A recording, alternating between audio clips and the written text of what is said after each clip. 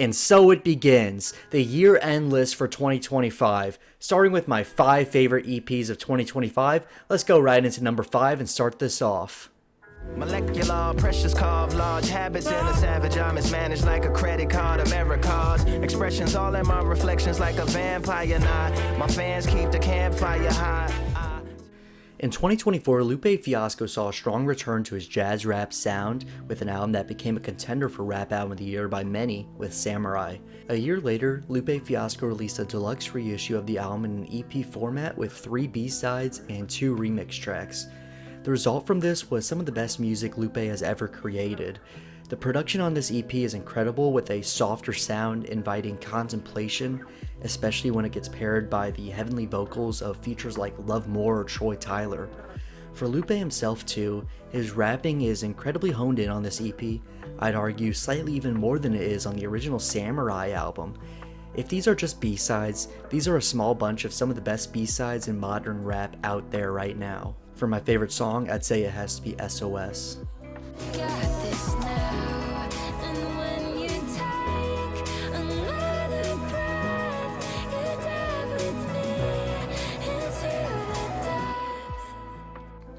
The duo project After is a new music project that has emerged largely just this year in 2025.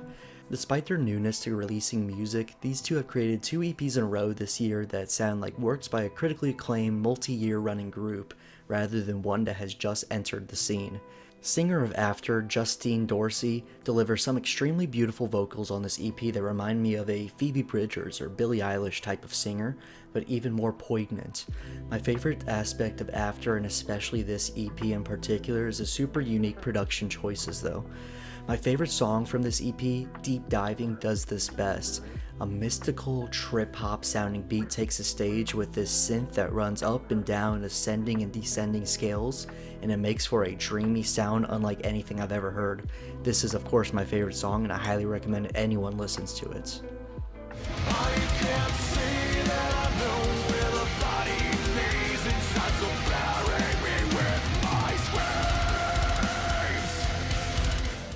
Anyone who knows me at all knows how much I love Trivium. Trivium is a band that successfully bridged the technical thrash metal of the 80s and 90s with the rapidly emerging metalcore sound of the 2000s and 2010s, through their own unique spin on each, creating a sound that would now be labeled roughly under melodic metalcore. Through many albums and musical changes across over 2 decades, the band has released their first new project since 2021 with a 3-song EP titled Struck Dead that is honestly one of the band's best works ever. Despite only boasting 3 songs in the EP, one of which being a previously released single, the songs themselves hold an entire world of new ideas, sounds, and experiments. The first song and single, Bury Me With My Screams, for example, has some of the best drumming I've ever heard, with long-standing drummer Alex Bent playing with time and practically soloing through the entire song, which acts as a good parting statement for Trivium's long-standing drummer. The drummer in question, Alex Bent, has unfortunately announced recently that he's leaving the band, so this whole EP hits just so much harder because of that. Although it isn't just Alex Bent that shows off here, the solos on both Struck Dead and 6 Walls, the other 2 songs, prove why guitarist Matt Heafy is so deserving of being nominated as Guitarist of the Year. As for my favorite song from this, it's gotta be Bury Me With My Screams, Song of the Year contender for me as well.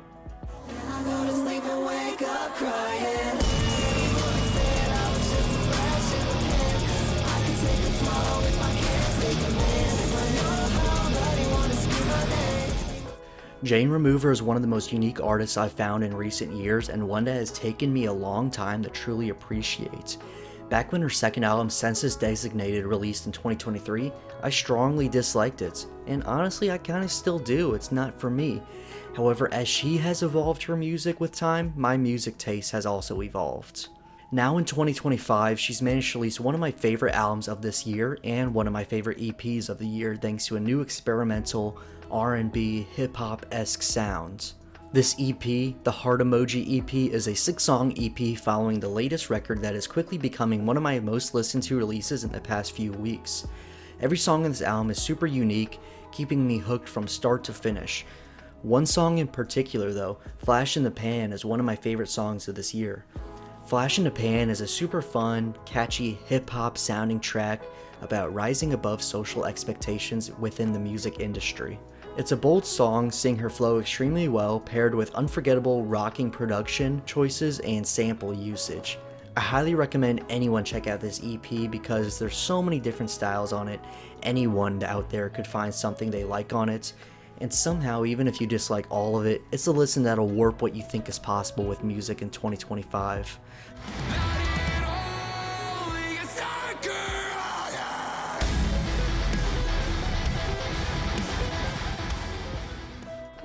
Finally at number 1, with one of the most heavy records to release this decade so far, djent band Currents has released their most qualitative project ever, and it is a release that absolutely can't be ignored.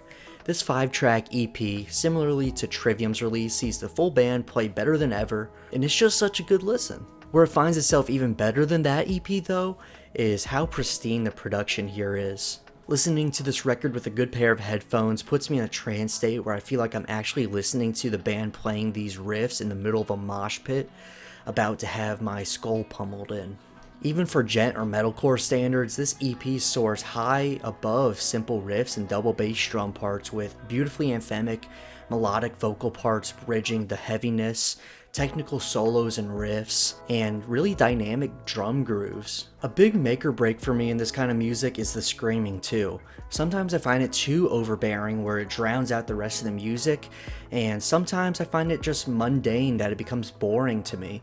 All that follows doesn't follow these tropes though. The screaming is powerful but not inaudible, and it's ever changing throughout, and there is this audible emotion heard in the screaming, like the sadness on Making Circles.